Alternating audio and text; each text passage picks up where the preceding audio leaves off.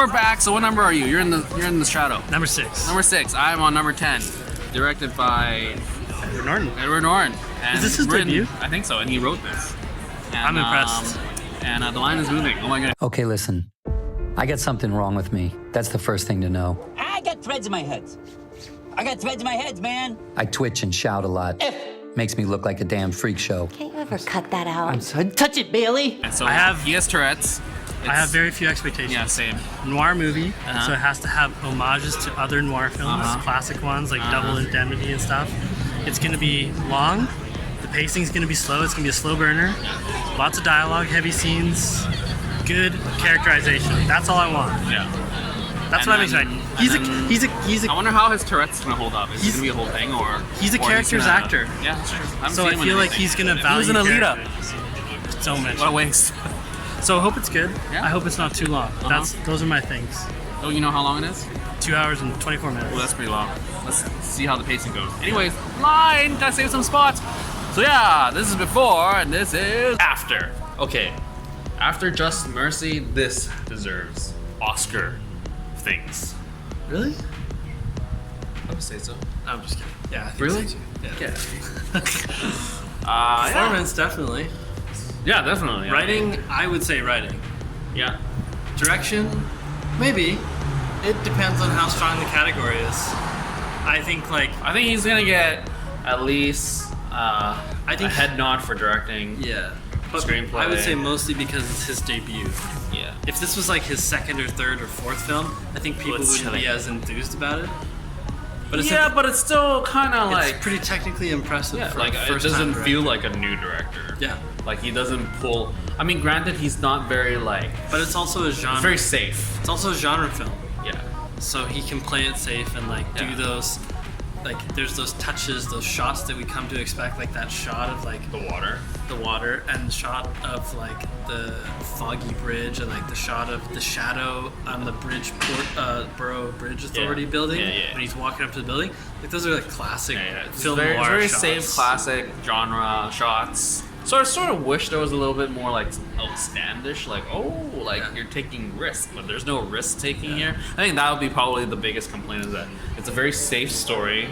Everything's by the book. I think his Tourette's thing is like the highlights, and which is great because I mean he made it believable, and I have no control over this. It's conditioned. Like, although I will say in the second half of the film he started apologizing to characters more. Yeah. Whereas in the first half he didn't really care. And I kind of got annoyed when he kept saying like, sorry, it's conditioned. I can't stop this. Yeah.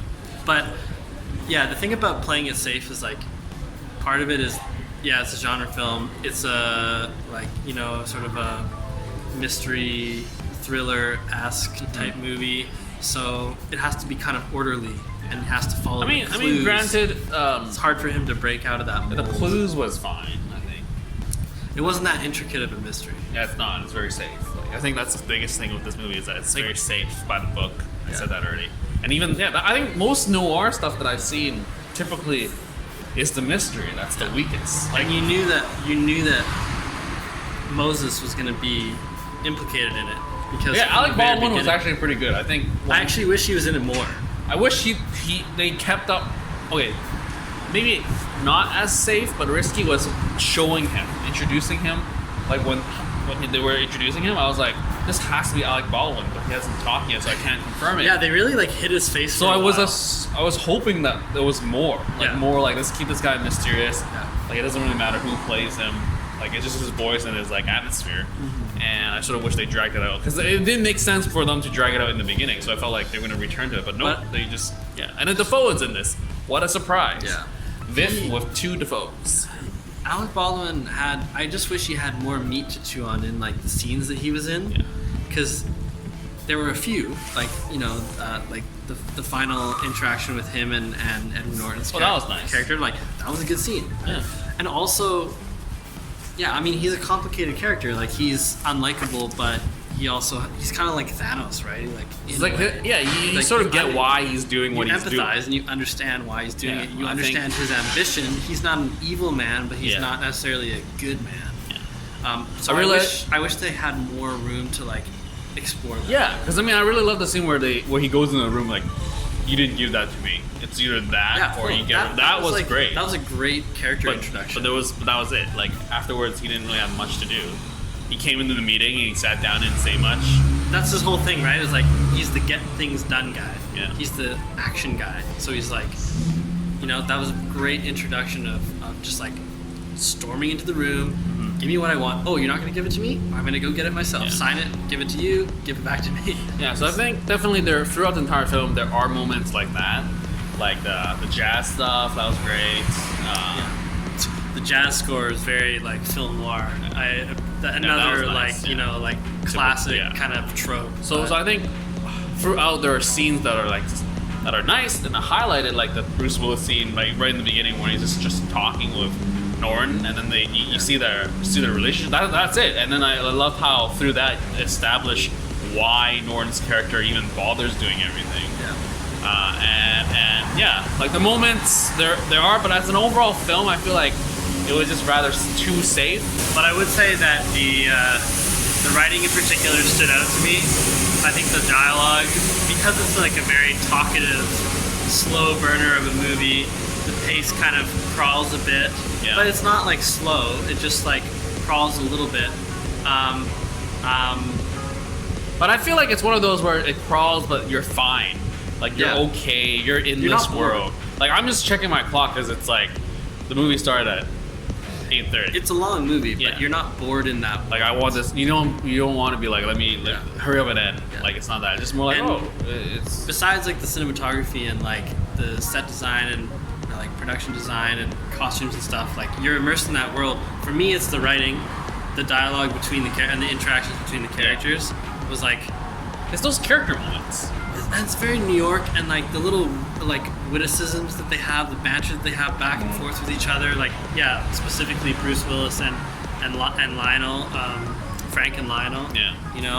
And just the way the characters talk kind of immerses you into that world, and then I give, because Norton wrote it as well. Yeah. So I give him huge props for that. He's directing, so he got the actors to do what was needed, and it's like those little moments. It's like when he was talking at the what was it, their office, and it's just like those little moments of like, Frank would do it for us, or like go check out this place type of thing. I can't decide in this moment if I liked the fact that the political angle of the story was sort of in the background and didn't factor in really in the end. Yeah.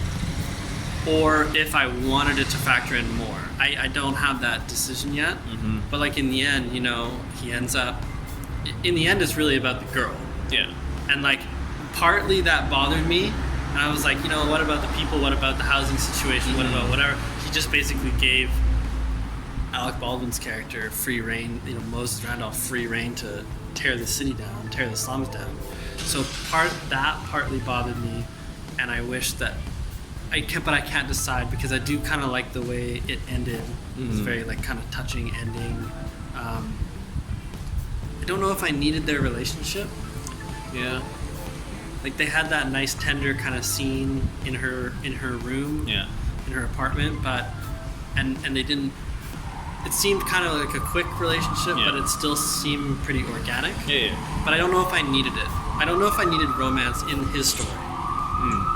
Because he's such sort of an outcast character. Yeah. He doesn't necessarily need romance to like make him feel part of the world. I don't know. Yeah. It's like it doesn't really add too much layers to his character. Yeah. I mean, granted, he's lonely, blah blah blah, found love. Like that's good and all, but it's like, why don't you just embrace the whole loneliness thing? Like he Frank looked out for him, and then he has this whole posse of like the detectives, and I think that would have been usually enough. it'd be like, Frank looked out for him, and now he has to learn to look out for himself. Yeah. But that we don't really get that. It's like that final kind of shot with her like stroking the back of his neck like his mom used to do. Like that's that was kind of too much. Well, and it kind of suggests like, well, now he's found his like partner to alleviate his loneliness, but I think the loneliness for him as a character is what makes him tick. Yeah, so I think like for me, I think if I had to reshoot that, I would have just like shot it so that he just sees her at the house. Yeah. And leaves her be, and that's it. Yeah. He just goes on with his life. He moves on, she moves on. And that's it. Yeah. So, yeah, I mean, I like the way he directed it with a pretty like deft hand. Yeah. But you're right. He did play it. It's pretty conservative. It doesn't do anything kind of strange or chaotic. The strangest things in the movie, which aren't even strange in comparison to other sequences in other films, are the scenes when he's high, basically.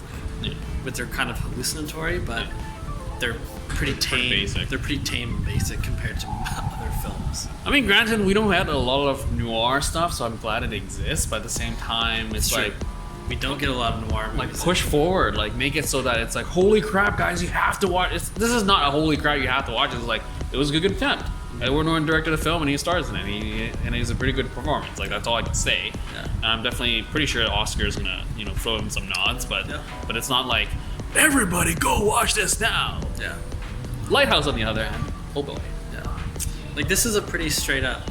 This is like it is kind of an homage to other noir films, which clearly Edward Norton appreciates, which is why he's doing this as kind of like a passion project. But I got more noir elements from, say, like Blade Runner 2049, which is more interesting because it's in like a futuristic setting. Yeah. So I don't know. It's tough. It's interesting. I gotta rewatch that. That's fun. But anyway, so that's it. Keep liking, keep watching, and subscribe, and share. The sharing is caring, and that's the before and after of Motherless Brooklyn. Later.